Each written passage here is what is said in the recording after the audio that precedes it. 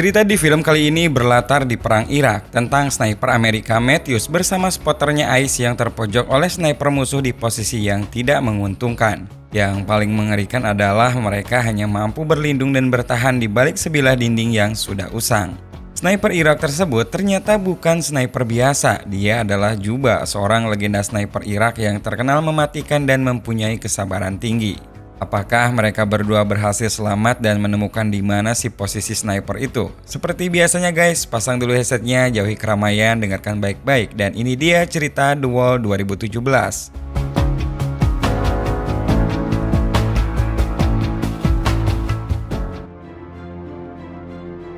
Cerita ini berawal di tahun 2007, di saat Perang Amerika dan Irak telah dikatakan usai. Namun siapa yang menduga bahwa di hari yang sama dua orang tentara Amerika yaitu Ice dan Matthews masih terjebak di area perang.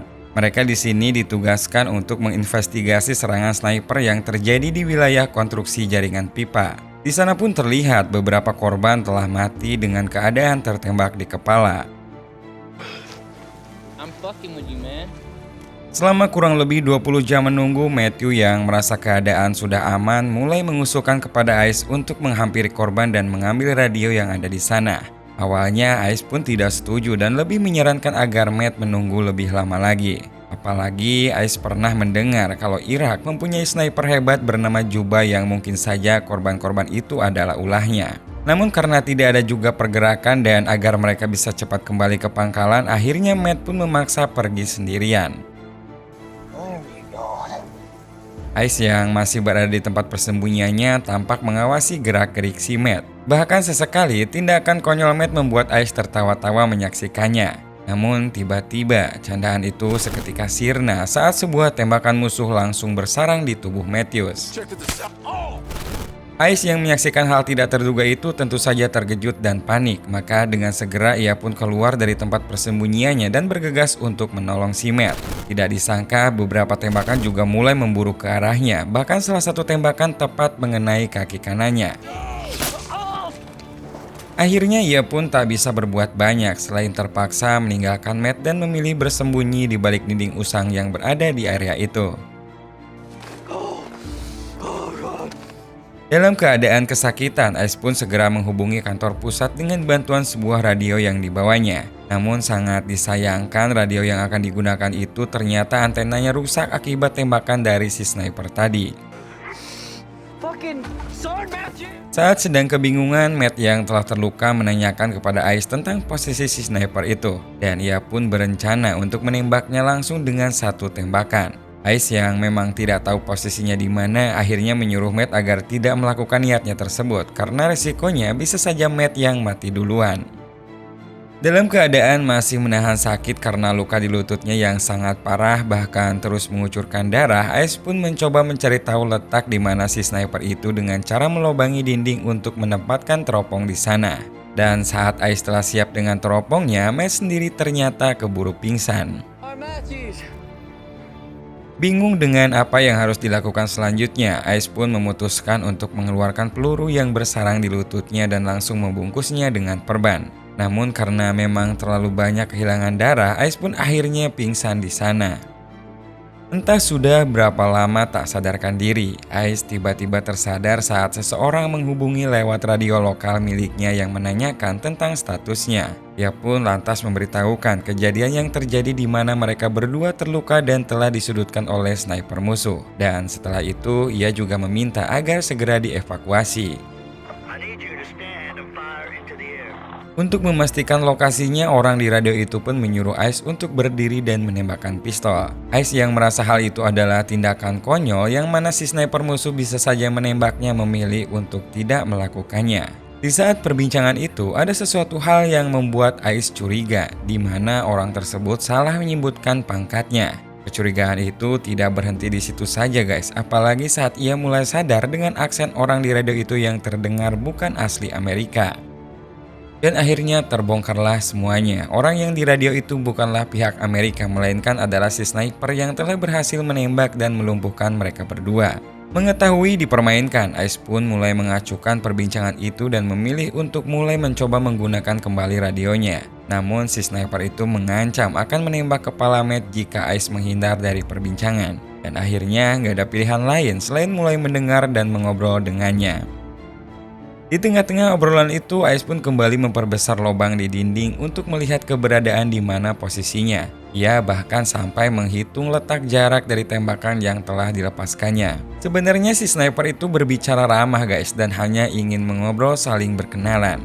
Dia pun mengutarakan kalau dirinya adalah seorang warga biasa. Namun Ice yang sadar bahwa itu adalah musuh tentu tak ingin percaya begitu saja. Ice juga akhirnya ikut mengarang tentang latar belakang dirinya.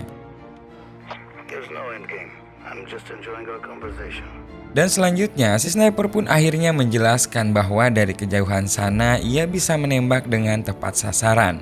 Terbukti dari pemancar radio yang memang sengaja ditembak serta tempat air yang sengaja agar Ice kehausan. Belum cukup sampai di situ, Ice juga kemudian mendapat alasan tentang kenapa dirinya tidak langsung dibunuh saat keluar dari persembunyian. Semua itu agar Ice kehabisan darah dan mati secara perlahan. Semua penuturan itu membuat Ice semakin marah dan habis kesabarannya. Dalam keadaan yang sangat jengkel, ia pun diam-diam mulai memperkirakan sisa peluru termasuk senjata yang digunakannya. Dan untuk lebih memastikan, Ice pun memancing pria tersebut dengan menyebutkan senjata yang dipakainya. Namun si sniper itu bukan orang bodoh guys dan memilih berbohong mengenai senjata yang digunakannya. Di sela-sela obrolan itu, Ice pun sedikit mendengar ada gesekan seng. Dan setelah dilihat menggunakan teropongnya, kemungkinan besar dia bersembunyi di atas tumpukan limbah yang ada di sana. Di sini, Ice juga mulai menyimpulkan kalau dia adalah Juba, seorang legenda sniper Irak yang sangat mematikan, yang pernah berhasil membunuh 75 tentara Amerika tanpa ketahuan dari mana melakukan tembakan. Untuk memastikan kalau Juba berada di tumpukan limbah itu, akhirnya Ice pun berencana membuat target palsu agar nantinya ia bisa melihat kilatan peluru yang berasal dari sana. Namun sayang sekali, helm yang digunakan sebagai target pengalihan itu malah terjatuh dan Juba pun tertawa bahkan sampai meledeknya. Untuk kedua kalinya, Ice pun kembali pingsan dan tiupan angin kencang membuatnya kembali tersadar. Dengan keadaan tersebut, Ice pun memutuskan untuk mengambil radio yang berada tidak jauh darinya. Tiupan angin yang kencang dapat ia manfaatkan sehingga pandangan Juba sedikit terganggu. Dan dengan cukup sulit, Ice pun akhirnya bisa mengambil salah satu ransel dan juga bahkan radionya. Beberapa tembakan pun sempat menyasar ke arahnya, namun seperti biasa Juba hanya menggeretak. Dan Ice pun beruntung akhirnya ia menemukan sisa air minum dari dalam ransel dan mulai meminumnya. Belum sempat ia menyelesaikan minumannya, Ice pun kembali panik saat tembakan musuh berhasil menjebol dinding di sampingnya. Bahkan lagi-lagi si Juba pun mulai mengatakan bahwa tembakan yang dilepaskannya tadi sengaja dibiarkan meleset. Yang mana bukan lain tujuannya adalah untuk menakut-nakuti sekalian merusak berbagai barang penting yang sedang digunakan oleh Ice. Dan benar saja, Ice pun kembali menyadari bahwa teropong yang sebelumnya digunakan kini telah rusak karena berhasil ditembak. Di tengah rasa kalutnya itu, tiba-tiba ia menyadari bahwa Matt ternyata masih hidup. Dan agar Juba tak menyadari hal itu, Ice pun kemudian mengisyaratkan agar Matt bergerak perlahan. Dan untuk lebih jauhnya, Ice pun segera memberitahukan tentang lokasi keberadaan Juba yang berada di tumpukan limbah. Untuk memperlancar taktiknya, Ice pun kembali mengajak Juba mengobrol sampai ia benar-benar yakin kalau Matt bisa meraih senjatanya. Namun secara tidak sadar saat Ice berbicara pada Matt, ternyata radionya menyala dan membuat Juba mendengarnya. Beruntung saat itu Matt sudah berada di posisi dan langsung menembakkan beberapa tembakan ke arah tumpukan limbah. Namun sayang sekali usaha Matt tersebut gagal karena tidak lama setelah ia menembak, Juba pun langsung kembali membalas tembakan dan membuat Matt terkapar tepat di hadapan Ice. Di saat putus asa dan merasa tidak ada harapan lagi, Ice pun kemudian mendengar desis radio dan ia pun mulai memperbaiki antena radio miliknya menggantinya dengan antena radio yang telah diambil tadi. Saat itulah radio pun kembali bisa berfungsi dan berhasil tersambung ke kantor pusat. Ice yang tadinya mulai menyerah seolah kembali mendapat semangat baru dan harapan bahwa dirinya akan segera selamat. Namun sayang sekali guys, dengan cepat frekuensi radio ACE segera ditutup dan Juba langsung mengambil alih pembicaraan dengan kantor pusat dan mengabarkan kalau misi mereka aman-aman saja. Mendengar semua aman, kantor pusat pun mengabarkan kalau penjemputan akan dilakukan sore hari. Mendengar obrolan Juba dengan pusat, ia pun jadi sadar kalau selama ini Juba tidak hanya membajak radio, tetapi juga sengaja meminta bantuan dan membiarkan tentara Amerika datang ke tempat ini yang nantinya akan dibantai satu persatu. Dan untuk ketiga kalinya, ia pun kembali pingsan dan saat tersadar di sore hari, ia pun langsung kembali menghubungi Juba. Karena tidak ada jawaban juga, akhirnya Ice pun memutuskan untuk mengambil senjata milik Matt dengan bantuan sebuah tambang yang ia temukan. Sementara di sisi lain mulai terlihat dua helikopter menuju ke arahnya. Sebelum bantuan itu tiba dan dibantai habis oleh Juba, akhirnya ia pun memutuskan untuk menyerang lebih dulu. Setelah senjata berada di posisi, ia pun nekat langsung meruntuhkan tembok yang tersisa. Hal itu membuat Juba sedikit kesulitan karena pandangannya terhalang oleh debu reruntuhan. Akhirnya ia pun menembak secara acak di antara debu-debu itu, dan saat itulah Ice pun melihat kilatan tembakan dan langsung menembakkan senjatanya ke arah kilatan itu. Dirasa sudah berhasil melumpuhkan Juba, Ice pun akhirnya berdiri dan penolong pun langsung mengamankan perimeter di sana. Saat akan dibawa, ia pun sempat mengatakan kalau di tumpukan limbah masih ada musuh. Namun sayang sekali mereka tidak mendengar karena suaranya terhalang oleh gemuruhnya suara heli yang ada di sana. Saat mereka mulai terbang melewati tumpukan limbah itu, tiba-tiba tembakan kembali terdengar dan langsung memburu mereka. Akhirnya kedua heli itu pun harus terjatuh bersama semua tentara di dalamnya. Sebelum film berakhir, keesokan harinya pusat pun kembali menghubungi heli dan Juba pun kembali membajak radio itu.